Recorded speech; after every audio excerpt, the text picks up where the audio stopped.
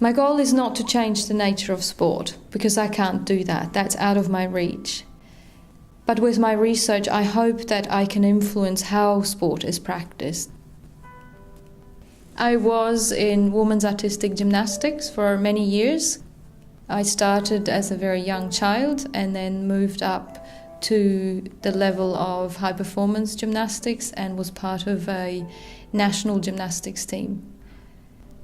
Well, I had a very good time, especially in the beginning. It was a small club and it was like a big family. Then later on, I moved away from home to train more.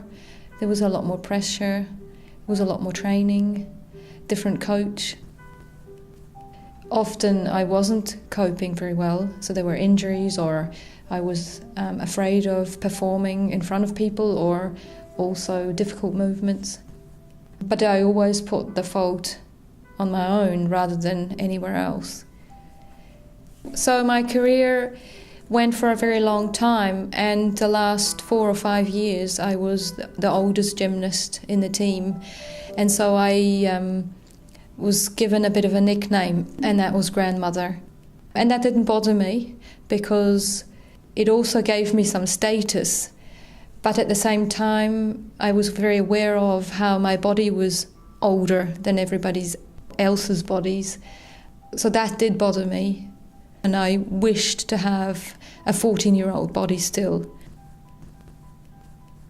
It was during my bachelor's degree that I started to actually realize that some of the things that I had experienced were in fact a problem, or were not normal, or that they could be different.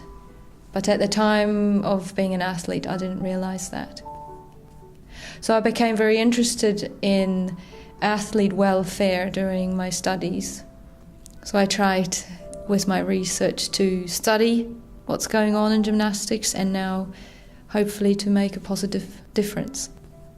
Moving away from the more harmful training, coaching practices, coach-athlete relationships, to a more perhaps healthy environment that is much more sustainable, so that athletes feel positive about their experiences in sport, can excel, and also stay in the sport for a long time.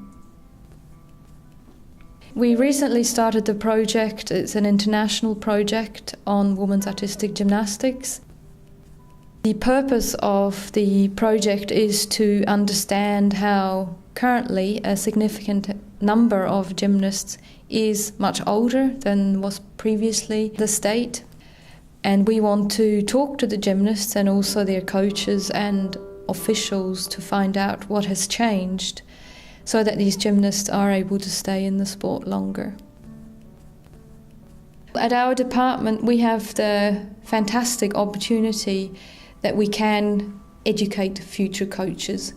Our bachelor program in sports coaching allows me to directly transfer my knowledge from my research to the students.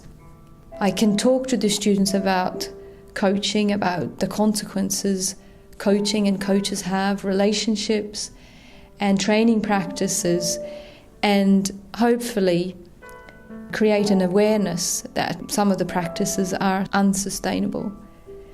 So we believe that the coach-athlete relationship needs to be more equal, so that the athlete becomes part of the coaching process. So that when coaches have to make decisions about training, competition, training practices, the first question a coach has to ask is athlete well-being.